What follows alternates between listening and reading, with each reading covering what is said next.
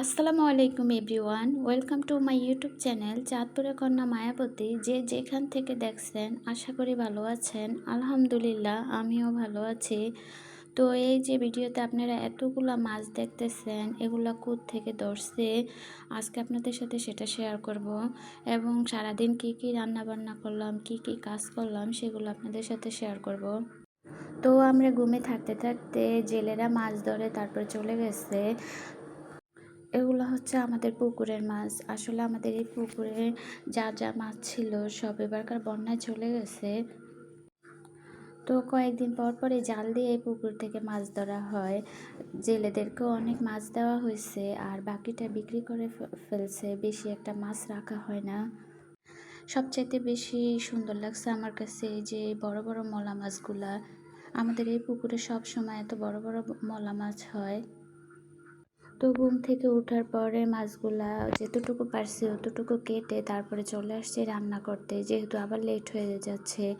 আর একা একা মাছ কাটতে আমার অনেক দেরি হয়ে যায়, আমি তাড়াহুড়া করে মাছ কাটতে পারি না।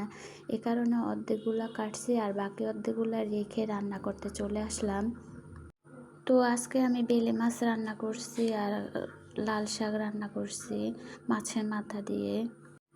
আসলে পুকুরের তাজা মাছ খেতে তো ভালোই লাগে, কিন্তু কাটতে তো অনেক কষ্ট হয়ে যায়। আমি মাছ কাটতে পারি না তেমন একটা। আর যদিও কাটি অনেক ধীরে ধীরে কাটি, তাড়াহুড়া করে মাছ কাটতে পারি না। এই মাছগুলা কাটতে গিয়ে আমার হাত অনেক, দুইটা হাত অনেক বেশি কেটে গেছে। আর সকালবেলায় দেখা গেছে কাউকে হেল্পও পাওয়া যায় না, সবাই সবার কাজ নিয়ে ব্যস্ত থাকে। এই কারণে আমি নিজে একা একা মাছগুলা কাটছি। তো এই যে আমার বেলে মাছ বোনা হয়ে গেছে। আসলে আমি যে কোনো মাছ হালকা করে একটু ভেজে নেই, এতে করে মাছটা শক্ত থাকে, ভেঙে যায় না, আর মাছটা খেতেও ভালো লাগে। না হয় কেমন জানি একটা স্মেল, আমার ভালো লাগে না। অনেকে আছে কাঁচা সব কিছু মেখে মশলা দিয়ে তারপরে রান্না করে, আমার ওটা অত একটা ভালো লাগে না। তো এখন আমি এগুলো ভেজে নিচ্ছি লাল শাক রান্না করার জন্য। আসলে আমাদের ঘরে বেশি পছন্দ করে সবাই লাল শাকটা, বিশেষ করে আমার বড় মেয়ে লাল শাকটা অনেক বেশি পছন্দ করে। তো এই কারণে দেখা গেছে আমার হাজব্যান্ড ওর সামনে যদি লাল শাক পরে ও কিনে নিয়ে আসে। তো আমি এখান থেকে মাছটা কিন্তু ভেজে আবার ভালো করে একটু কষিয়ে নিয়েছি, যেহেতু পাঙ্গাস মাছের একটা স্মেল থাকে এই কারণে। তো এই যে আমি এখন এগুলা ফ্রেশ মাছগুলা একটু ভেজে নেব। আসলে আমার ঘরে মাছ ভাজা সবাই অনেক বেশি পছন্দ করে, আমার মেয়েরা আমি অনেক বেশি পছন্দ করি। তো এখন এগুলা তাজা তাজা মাছ ভেজে তারপর আমরা ভাত খাবো। আমার তো দেখা গেছে এক পিস মাছ ভাজি হলেই ভাত খাওয়া হয়ে যায়, বেশি কিছু লাগে না। তো এদিক দিয়ে আমি মাছ ভেজে নিচ্ছি, এই যে এদিক দিয়ে আমার তরকারিটা হয়ে আসছে।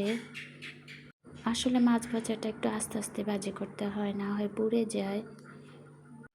তো আমি রান্না শেষ করে তারপর নাস্তা করে আবার চলে আসলাম মাছ কাটতে। ছোট মাছ কাটতে আমার অনেক বেশি কষ্ট হয়, অনেক টাইম লাগে ছোট মাছ কাটতে গেলে। আমার যেহেতু মাছগুলো কাটতে লেট হবে, তাই আমি এগুলো ফ্রিজে নর্মালে রেখে তারপর আবার রান্না করতে চলে আসলাম। পরে রান্না শেষ করে আবার কাটছি। তো এই দুপুরবেলায় আমার হাজব্যান্ড আবার আসার সময় বাচ্চাদের জন্য এবং আমার জন্য এগুলো নিয়ে আসছে।